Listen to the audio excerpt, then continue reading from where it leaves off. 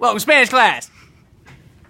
So I'm going to tell you all about the books of the week. This is what this is. It's a new thing.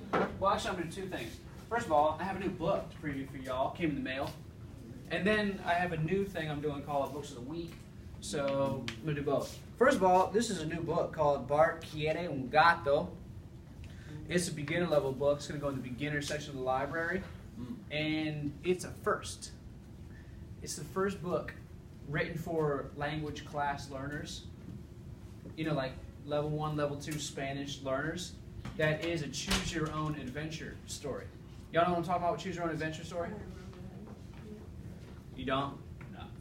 Okay, so choose your own adventure stories are written in a way so like at the end of a page there's a fork in the road.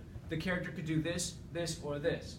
And you get to, as the reader, you get to choose which path the character is going to take, and then you flip to like whatever page the path you choose leads. Yeah, so like the book is not, you can't read the book from cover to cover, front to back. You flip around it, and you can read the book multiple times because there's different versions in the book. So it's cool, yeah. I mean, like a lot of kids' books are written this way. Have you ever read a book in English like that? Yeah, I have. No? All right. Well, a lot of younger audience books written for younger audiences are written this way because it's fun. So this is the first book written for beginner Spanish students that's like that.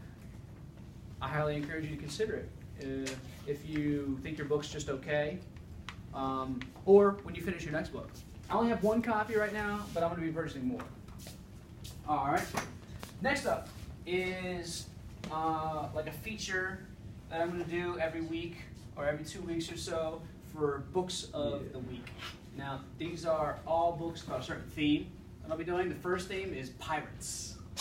So, maybe you like pirates or stories about the ocean and adventure. All these stories are like that. They're organized from easiest to hardest. I think. I haven't read this one yet, but I think it's either here or here. It's one of the more advanced ones. All right, so I'm going to preview these books in case you're interested in seafaring stories. This one is a beginner level book for level 1. I mean, it's easy. Anybody can read it. It's called The Cuban Escape, El Escape Cubano. And it's a story about some families in Cuba who are so desperate to leave Cuba and try to sail the 100 miles or so from Cuba to Florida in the United States to live as refugees. But they're like these families like every year families try it like in real life, in reality. It's really sad, and these are usually very poor families that can't buy a boat, even like a raft. You know what I mean? So they build their own raft. They tie logs and stuff together and create a makeshift raft a lot of times. And it's dangerous. Storms, sharks, dehydration, lack of food and stuff. Many people die, unfortunately. In this book, some of the characters die, unfortunately. So this is a serious story about a real-life immigration situation that has to do with our country, especially Florida. But it's written in a basic way that everybody can understand right now. The next two books are kind of the complete opposite. They're way sillier. They're way more fun. They're like traditional pirate stories about, gold and treasures and shooting people and stuff. This one is like a telenovela kind of. It's very dramatic. There's love triangles. There's like multiple betrayals. There's a treasure and treasure maps and caves, and it's cool. It's kind of like Pirates of the Caribbean, but in a book. Like the movie version with Johnny Depp, but in a book. I highly recommend it. It's great. I really enjoy it. There's cross-dressing, mysterious pistols, all kinds of stuff. This book is also silly. It's a fantasy, whereas that one is just a fiction. This one's a fantasy. It's got aliens, time travel. It's called the Pirates of the Caribbean and the Bermuda Triangle.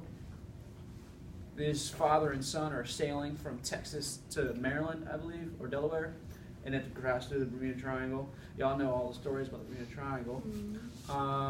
So if you're interested in fantasy, and it's lighthearted, But it's good. It's an interesting story. It's silly. Obviously, it's fantasy, so it's not real. I like it. I like both of these books. These are my favorite out of all of these.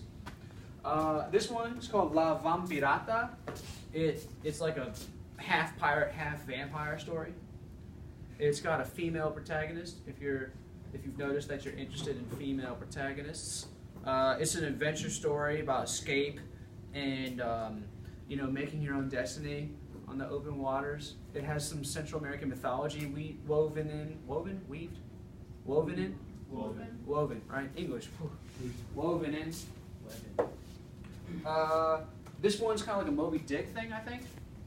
It's a big monster, dude trying to hunt it. In Argentina. If you're interested in Argentina from our geography thing, this might be a book for you. I haven't read it. I can't tell you all that much about it. But if you like seafaring adventure stories, maybe that's a cool one. This one is strange. It's also advanced. It's based on a myth from the Middle Ages in the northern portion of Europe, like on the North Sea there. And it's a pirate dude. The first scene is like a decapitation scene. A bunch of people get their heads chopped off.